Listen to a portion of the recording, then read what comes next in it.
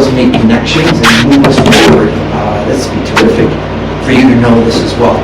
But we can kind of be relaxed. There's no tests or anything. This is a bit of a family environment. You can see what our blackboard or whiteboard just came in this morning. It's not on its stand yet.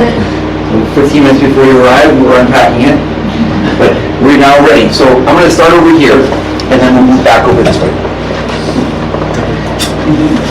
So we say that, see, this is the St. John Institute Pictures Drag Race. You say, well, how in the world did we get to this place? First of all, it's the Virgin Mary. But beyond that, in terms of practicalities, we have several different sources. The main source of the St. John Institute is the community of St. John. That in this color. The CSJ. So the guys in gray. It's also why our logo is gray and orange. Orange for fire, gray for the community of St. John, which is there. So the CSJ stands as the main influence behind what you're doing. And its influence is shown in various practical ways. For example, the CSJ, you get things like our schedule, you get things like our pedagogy, you get things like the theology and the philosophy, you get things like our largest network, and then in terms of your daily life, that schedule, the pedagogy, also the wisdom, the acquired wisdom, right, of 40 years of youth ministry. And what's kind of neat also, maybe just keep making lines here, is you have the whole international dimension.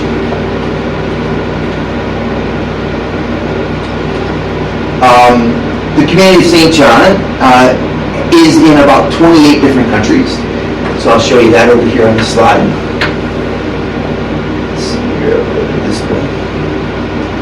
So this is our official website in America, right here. St. John. This picture, I'm really glad it's there because we see a certain fellow who's sitting in the corner. About 10 years ago, Father Francis Therese. And over here you have our current prior, Father John Therese. And this was taken, a picture was taken just on a fun outing we were having in Chicago. And you get a kind of an idea that there's a family. Some women involved here, of course. These are all contemplative sisters. And then you have the priests and the brothers of the community of St. John. So we are in a total of, like, I'd say over 20 countries because I don't know the exact number. There's 450 men. Then in a separate congregation that's linked with the same spirit, there's about 82 women who are the contemplative ones. So in America, they exist in Princeville, Illinois. They pray for SJI. Before I came out here, Father Francis Therese and I both stopped in there and made a presentation to them about you. They're praying for you and fasting for you and so happy, etc. And then there's a group of active sisters. They call them the Apostolic Systems. I'll show you a picture of them. This is their website here. It's obviously in French. Our community was formed in France. So all three branches of sisters and brothers started in France. And then, as you can see in the map here at the bottom, they have houses in America. So there's actually should be 2 houses. They don't know in France where we live, so they put it in Canada, but it should be right there. And then Mexico City. Yeah. Close enough. Exactly. We're used to it. For the French, they still talk about us as a mission country. Like, oh, you're going overseas into mission, to the United States. Okay, we're not even going to go there. So, anyway, that's a good picture of our sisters. They're all over the world too. So those 3 people, this is what started it all. So 40 years ago, the community of St. John started, and then those 3 branches developed. The brothers started in 1975. The contemplative sisters started like in 1881. The Apostolic Sisters started like in 1988, something like that. And then they've grown. The Apostolic Sisters have 300. The brothers have 450. The contemplatives have 82.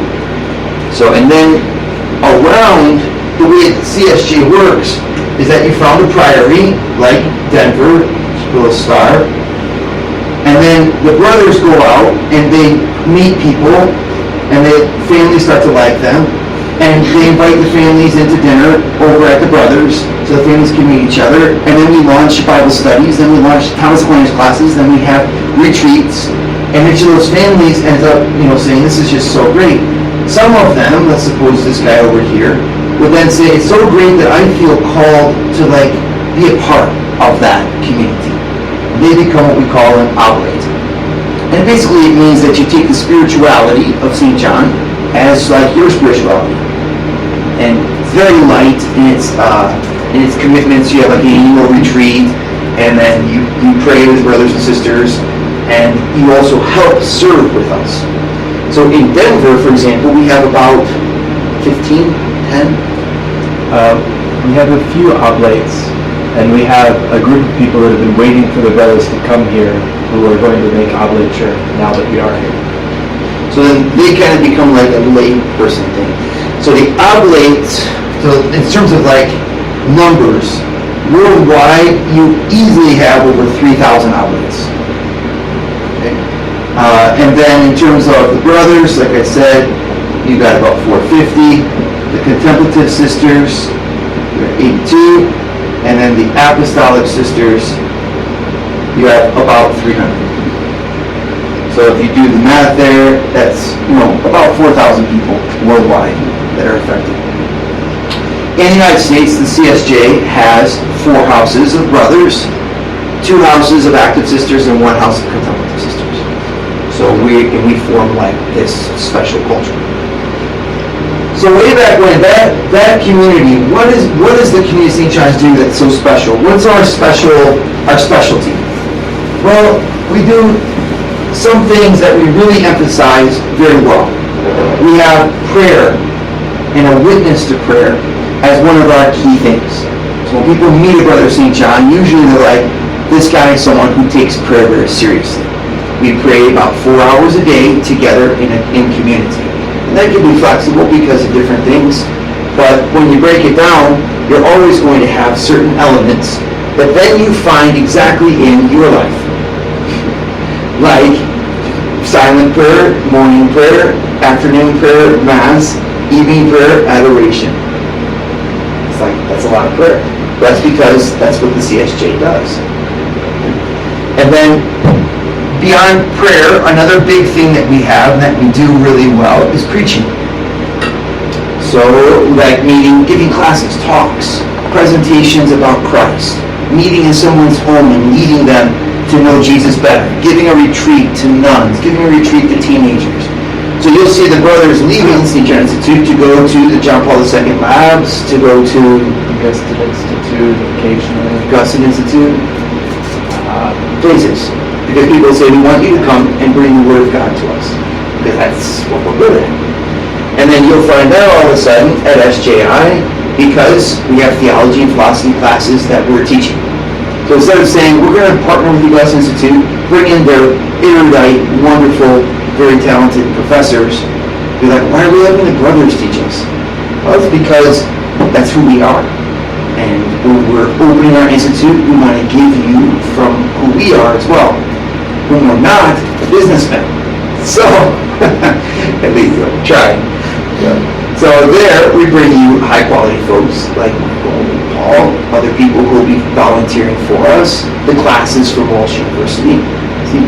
But why is it that we have classes with brothers and sisters? Because the CSJ wants to give its spirit and its formation to it. Make sense?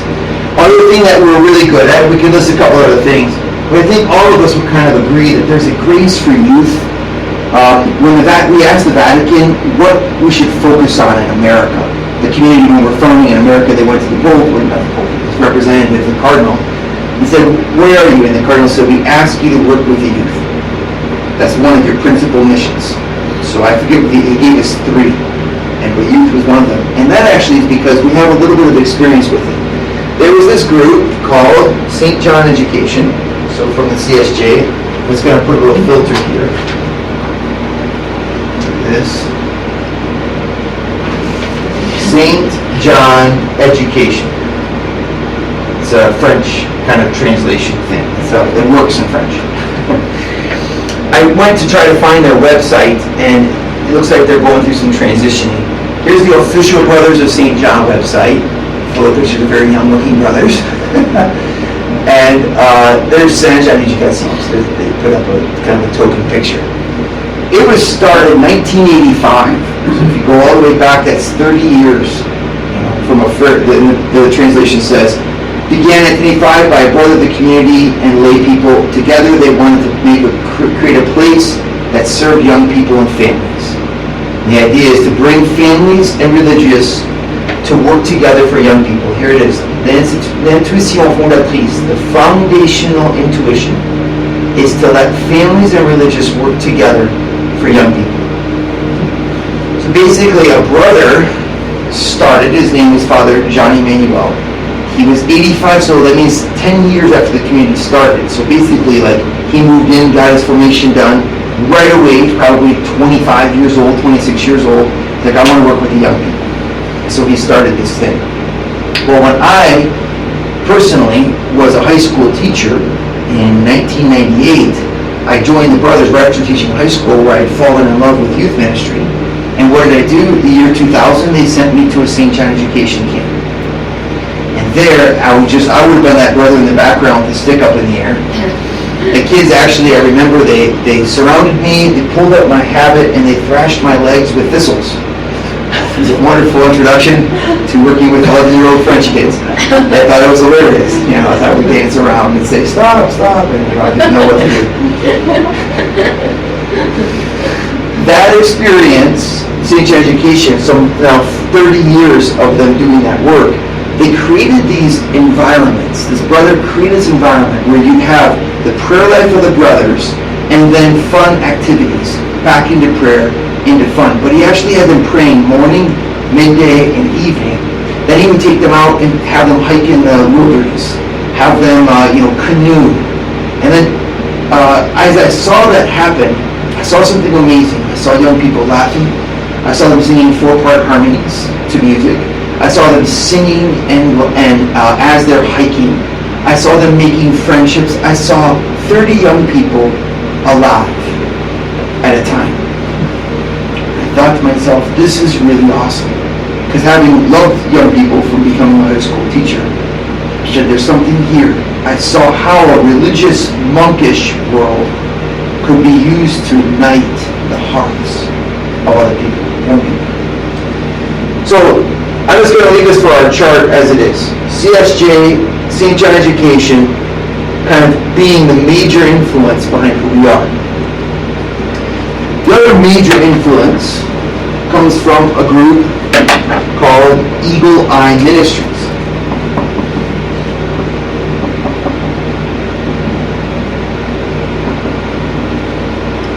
And so Eagle Eye Ministries began because having had that experience with St. John Education, being a member of the community of St. John, I was then sent in 2002, fall 2002, to Bradley University in Illinois. And there I met young people who were waiting for a program that would meet their needs. So I realized that youth ministry has tons of basketball camps, tons of pizza nights, tons of games. But what do you do with the echelon of young people who drunk the water? And said, I'm in, I want to pray, and I want to know my doctrine, and I want to be a Catholic the rest of my life. Oftentimes I found that we were underserved because our ministry programs are focused kind of on the first step in evangelization. And so I started for them a program that was designed to be intense and to form leadership. So that was 2003. And so starting in 2003, we just celebrated our 14th year of consecutive ministry, 14 years. We have a database of about 4,000 people, but we only really started counting about 4 years ago. So before then, if you add that in there, I would say we'd probably be around somewhere 7,000, 8,000 people. On an average summer, Eagle Eye will touch, average year, Eagle Eye will touch about 750 young people. We're not really interested about the numbers per se as our main goal. Of course, we always want that. But it's really to serve that portion of the young adult community and the teen community that is wanting more and not getting it. You say, where does that come from? Well, as a brother here, I realized, man, this is golden. You've got a community where you have 400 men pray 4 hours a day, who in formation for 8 years are studying 3 hours of the 4 hours that they're not praying, and who are happy, not burning out, they're not quitting, they're not in crisis, they're praying, studying, being together, doing things for people, and then the idea is you do that for the rest of your life. I'm like, well, that's funny, because in the world, I meet people who are saying, I've had this job for 1 year, 2 years, oh, I'm burned out, I can't do my youth ministry anymore. I've stopped praying, I don't go to Mass, I became a teacher thinking I was going to change the world, and 5 years later, I don't want to be anything with the church anymore. I hate Father, I hate Sister, I hate everybody. I'm like, how did this happen? Because how is it that we go from us being like, I'm all in, I'm not sleeping, I'm not eating, I don't care about myself, just Jesus and people, bring me souls. How do I go from that to people who are working for the church saying, I wish I had a raise, and I don't, saying there must be a difference. The difference is the Spirit. If I could take that fire that I found in the community of St. John, that way, that balance, that order, that joy, that community, and introduce young people to it, well, then the idea would be a young person who could come to an Eagle Eye Ministry program, find the church, and then leave with that spirit wherever they go, but knowing that they found the spirit of the church inside of them. Kind of overcome the tension, work-life balance, which is a very important thing, but by uniting it in charity. What unites both of them is my love for God. I'm in this world because of my love for God. I'm in the church because of my love for God. So, Eagle Eye Ministries takes off, and it's going really great. One of the ministries that we start is a ministry called Eagle Eye Institute. Throughout Eagle Eye, there's been a total of 7 different ministries. Right now we have 5. Okay, so Eagle Eye Ministries composed of a Marian component, composed of a month-long retreat called Ecclesia, composed of summer institutes. Those are week-long retreats, composed of Eagle Eye retreats, which are weekends, and then composed of Eagle Eye excursions, which are outdoor programming. At one point, though, we also had this program called the Eagle Eye Institute. That was a 1-year program where what happened after, over the years, the young people were so excited, they were doing Eagle Eye, then they do a second one. One girl's done 17 Eagle Eyes. 17 week-long retreats she's done.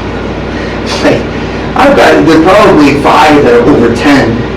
And so I'm like, what do I do with them? Because I want to keep feeding that fire. I can't say it enough. Where do you go next? Where do you go? What's your next step?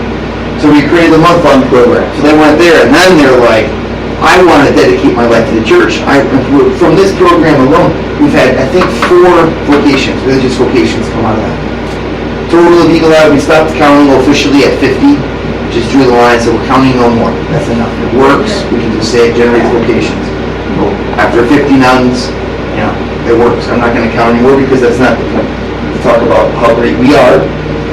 But at the same time, week-long, month-long, and I'm like, what's the next step? I said, the only way you can go deeper is if you live with us.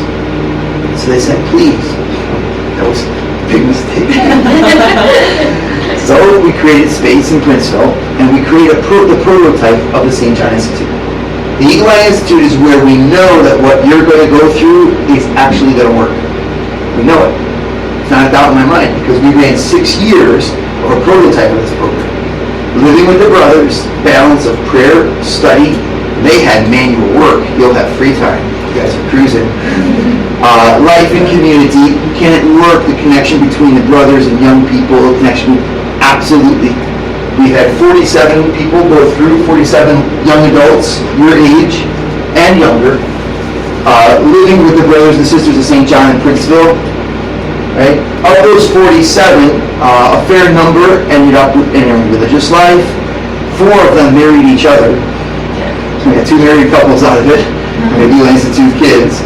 And then the rest have gone on in different areas of service in the church, or just in their lay world, but with this deep formation. What was missing here is what we're going to add with you. And we'll talk about that when we get to the mission part. The third place of influence in SJI was and continues to be the needs. And I'm going to put the needs as twofold. The needs of the church and the needs of the world of business. This is a really neat thing. As we're living, Father Francis Torres and I are going around, we're preaching, we're talking with people, we're dealing with real life situations, we're working with priests who are understaffed. In the church, I think of the number of great ministries that are starting right here in Denver. And I'm meeting with their executive directors, their presidents, their founders, and their staffs of one. And what I'm finding is the same thing. They have all of the answers the world needs, but they don't have a social media platform. And they don't have the time to manage both the social media platform and the advancement campaign and the marketing and the programming of their staffs. So they get involved with the greatest ideas, and the greatest ideas are fizzling out because you can't sustain something on a single person's effort for more than a short period of time. I could list off 10 right now ministries that easily could light a fire. The next pope, the next bishop, the next Mother Teresa, the next Fulton Sheen are on our streets in Denver, and those ministries are the ones that are going to inspire them, and they're not going to reach their end target audience because they don't have business skills. They don't know how to organize an office. They don't have their legal footwork done. They don't know how to organize their account. They don't know how to run their social media, etc.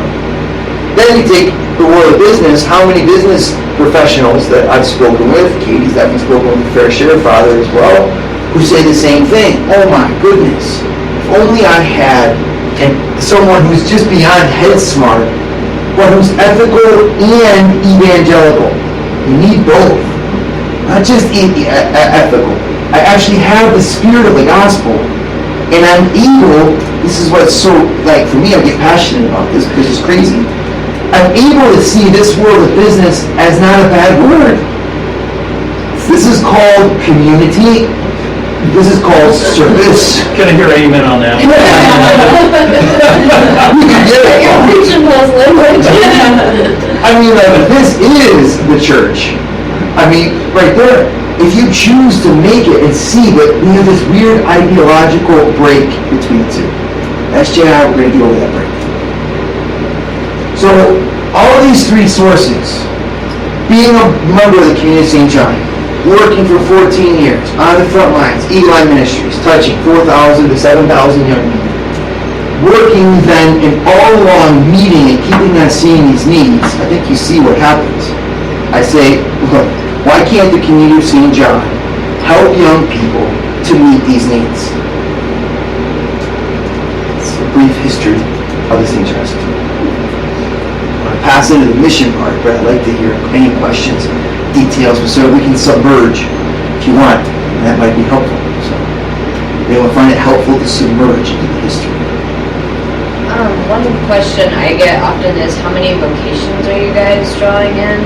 Yeah. And I think that would be helpful for kind of all of us to know as we go out and talk about it, because that is a question. Sure. Community of St. John worldwide is getting about 10, 15 a year.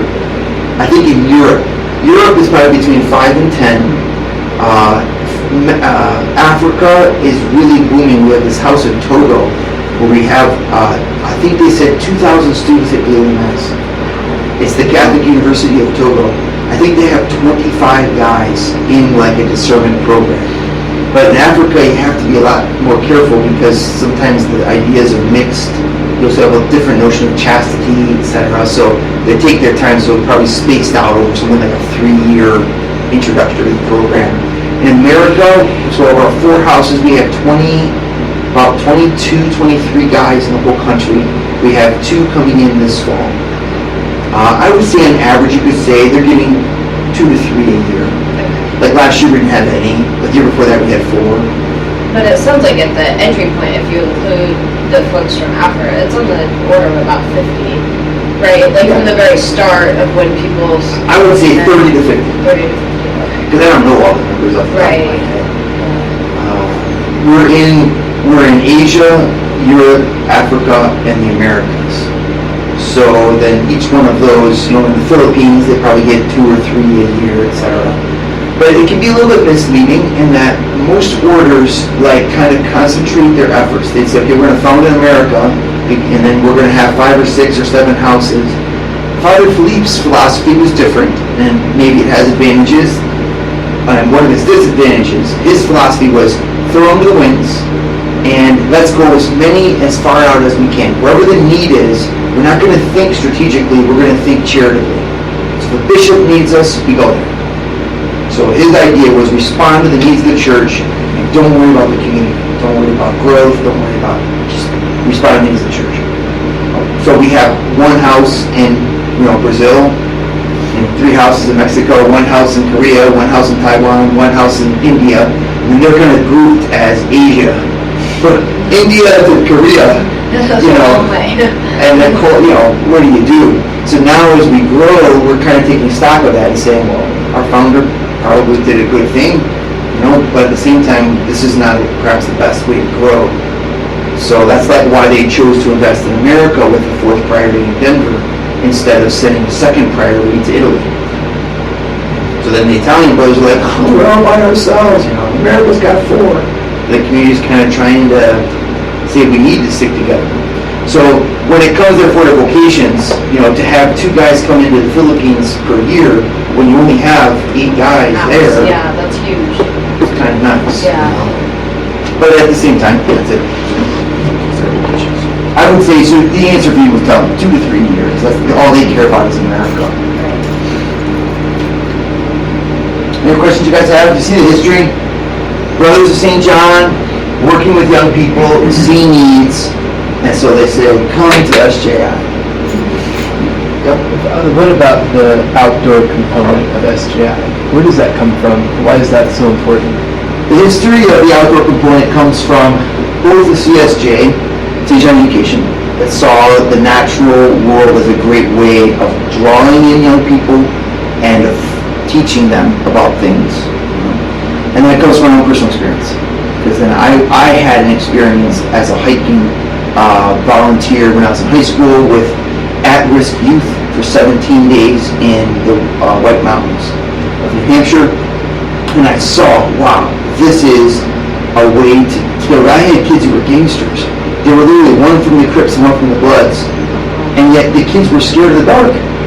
So all we had to do to control them, I said, if you go out of the tent, there are bears that will eat you. And so I had a 15-year-old inner city youth who's like, no, seriously? I'm like, yes, I'm not going out. Okay, don't go out. So I saw how that transformed. And so then when I became a brother and I saw St. John Education doing it, I started doing it with the Eagle Eye. So the outdoor component would come from St. John Education, me personally, and then as we did it with Eagle Eye, I consistently saw the same qualities. When you're outdoors, you cannot hide behind, I got my cell phone and my friends, and I'm with you, oh, I love you, but actually my whole attention's over here. You can't, there is no cell phone. And then you can't hide because even you're like, well, I'm a rich kid and you're a poor kid. But when you're wearing polypropylene shorts and you both stink like the day is long, there's no more rich poor. There's no more disadvantage. There's real people really being pushed, confronted. And that's the opening that we need for authentic communities. So the reason why I think it's so important pedagogically is because it's power to form community like nothing else. After that, we put on our ties again and our shirts again, and we'll put our personas again, but we know each other because we carry 45 pounds out 2,000 feet instead of the top of the mountain, together. That that realism, I guess that's what I keep going back to. That's the support. Formation of community, That's why for us, and I'd love it if you guys could share about that. Could you guys give some input? After your 21 days, was it a good thing or a bad thing? Still alive, I mean, it was definitely a chance for us to get to know each other, and also, just to deal with the hardships and push ourselves further. We don't think we can do it. We just keep going on. I think you get used to living life very comfortably. and getting pushed out of your comfort zone definitely helps you open up because you have to rely on everyone else and yourself. But yeah, it was good. And you really appreciate like beds and showers and stuff when you get back. Do you guys think, let's suppose we welcomed you in and this was your first day and you didn't know each other. What would be the difference? Wouldn't have as deep of a bond as we No, yeah, definitely. now. No, I still feel like we have a lot to learn about each other. Yeah, but it kind of feels like confidence or something. Yeah. Relevance together. Yeah, I really think it would take a lot longer for us to get where we are now in 3 weeks. Like, 3 weeks in the wilderness together got us a lot closer than 3 weeks just here would. In my opinion. Alright, we'll have to take a little shift then over to the mission. This one will be a little bit briefer. I have a PowerPoint here. It should be there. Yep. No.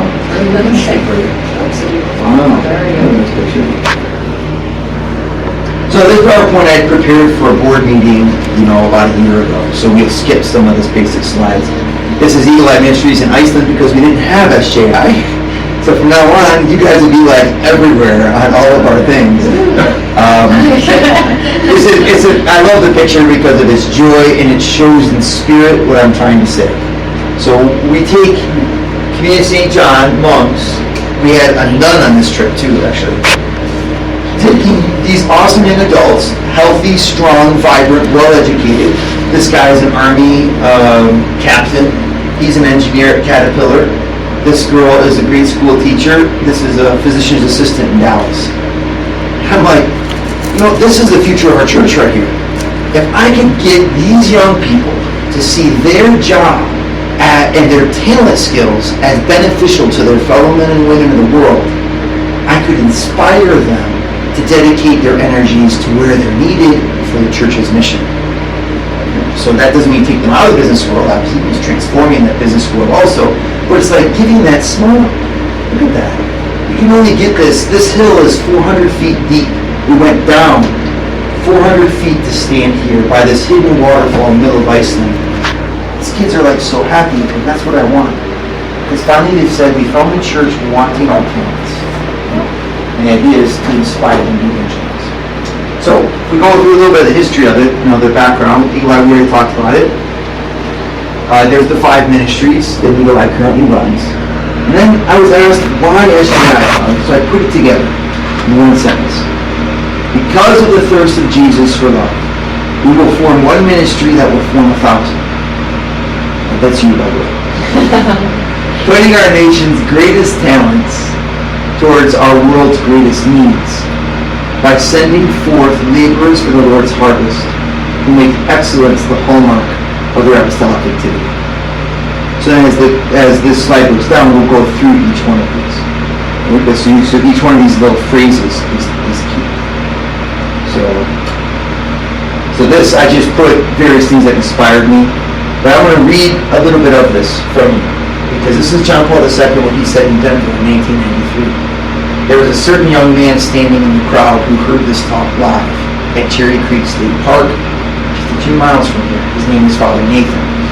I was 17, and when I heard this, kid you not, I felt as if Jesus Christ was talking to me, and I found my life's mission. And it's this on. So if you read it, you'll see maybe why I got so excited. Imagine yourselves, if you're sitting there, and then you felt as if it was the Lord speaking to you in the voice of John Paul.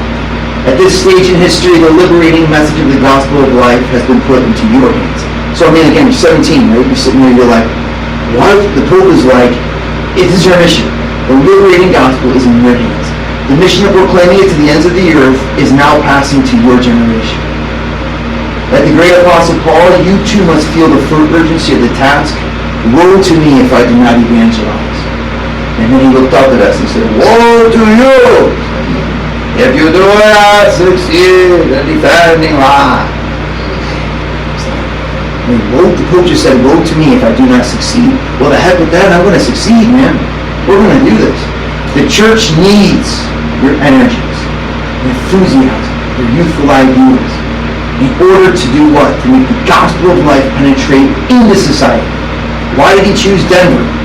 He had Baltimore, Cleveland, and Boston that were all the bishops wanted. And he chose Denver because he said, I want to be part of the church, to show that the church is part of the future of America. He wanted a young, technologically savvy, cutting-edge city. And so the bishop said, you're going to fail if you go to Denver. Because then none of the young people are going to come. They're not pilgrims, they're Protestant out there. Chapel his vision was, no, that's exactly where the church needs to be. So instead of playing it safe and going to Baltimore, he wanted to go to Denver. Well, that's exactly what he says here. We need you to penetrate the fabric of society, transforming hearts and structures. There's business. We transform people's hearts. That's pretty good. You smile at them, your Mother Teresa, right? But if you want to transform a structure of society, what do? You have to create a structure. You have to have something that dialogues with in order to create a civilization of justice and love. Now more than ever, in a world that's often without light, and this is what I love about the three of you, let the courage of noble ideas. I love you guys because you guys have that. You're like, no, I want to be holy. I want to love people. You have the courage. I mean, what a gift that is. People need the fresh, vital spirituality of the gospel. Do not be afraid. This is the same speech he goes right on. I just put a bullet point because people said I should. Like the first apostles who preached Christ and salvation in the squares of cities, towns, and villages. Man, I remember this point. He did his thing with his finger. He goes, this is not a time to be ashamed of the gospel. It is time to preach it from the rooftops. I was like, oh my God. Do not be afraid to break out of comfortable and routine modes of living in order to take up the challenge, here's the Pope again, of making Christ known in the modern metropolis. So the idea of bubble making, we're living in a bubble, the Catholic Amish, has value. Some are called to that. Not SJI.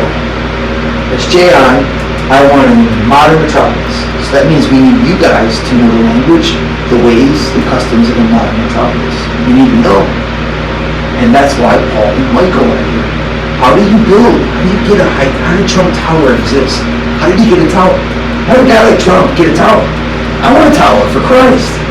You're awesome. Why don't we have a tower? Because I don't know how to build one. Hopefully Paul and Michael.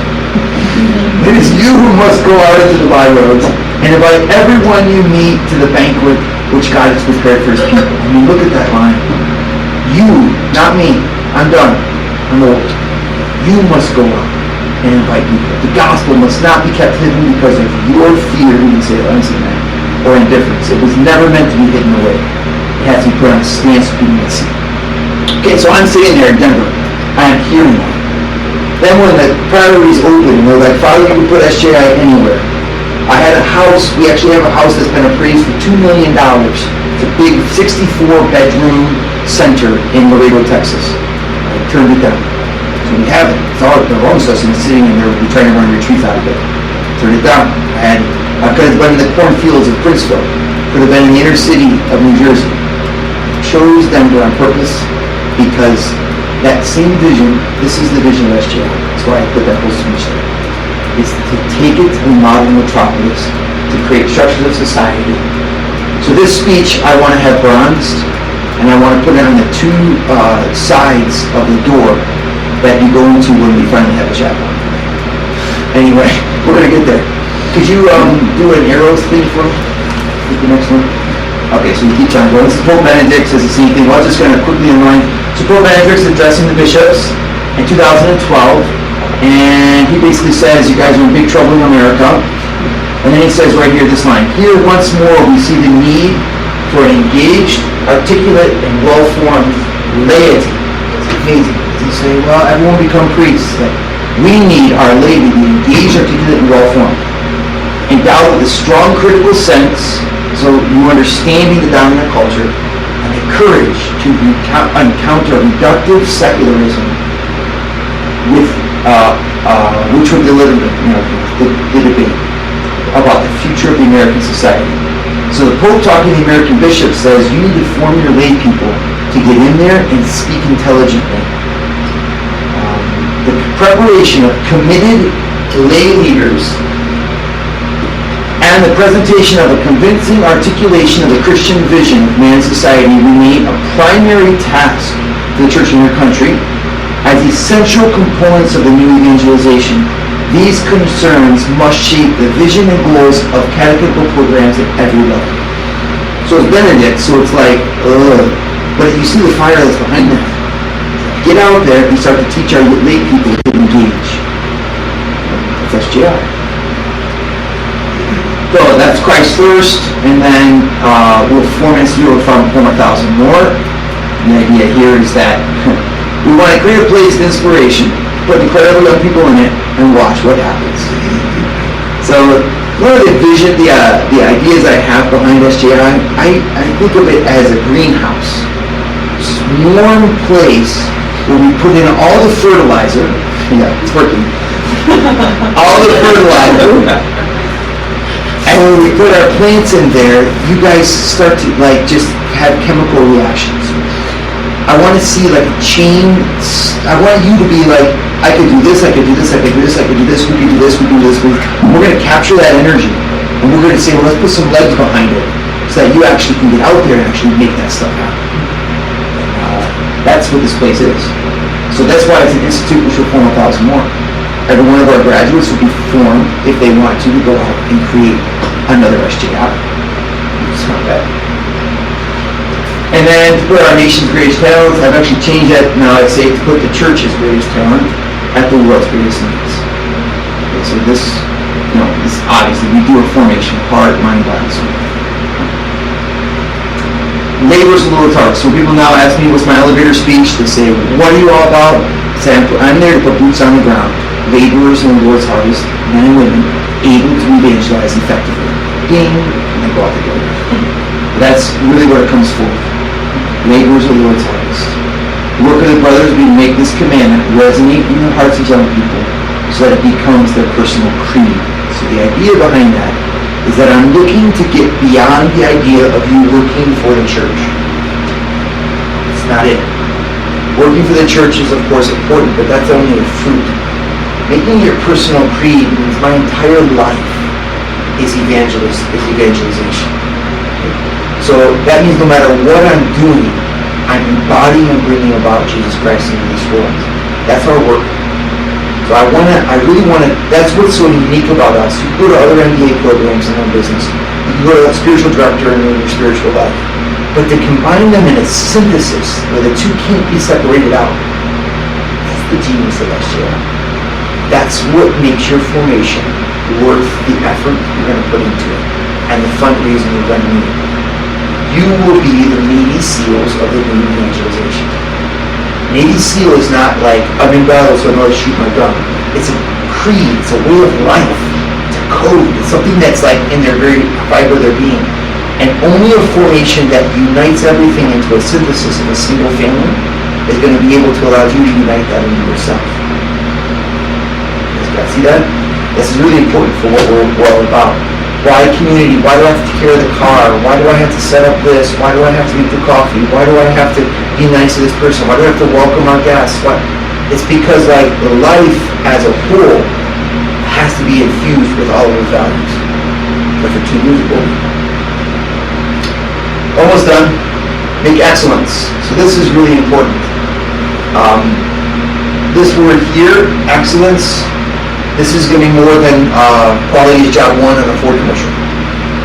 This is actually what I want us to embody. That's why you guys have your dress code. You all have very nice today, by the way. Thank you so much.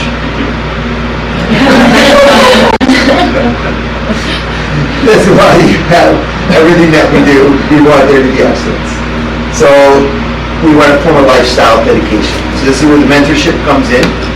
I would like for each one of my students, Paul and Michael, you can help me with this, each one of them to have a mentor who does more than just say, yes, no, good idea, bad. I want them to have someone who's behind them, who says, whether you change your idea or not, I'm going to help you to make your ideas a reality. That really believes in them as a person. Because their ideas might change, but this person that we're seeing here, whatever ideas they're going to crystallize around, it's got to be golden. They need people who believe in them, who love them. So I want to put them in there. Life skills, this will be in your second year. You'll have a life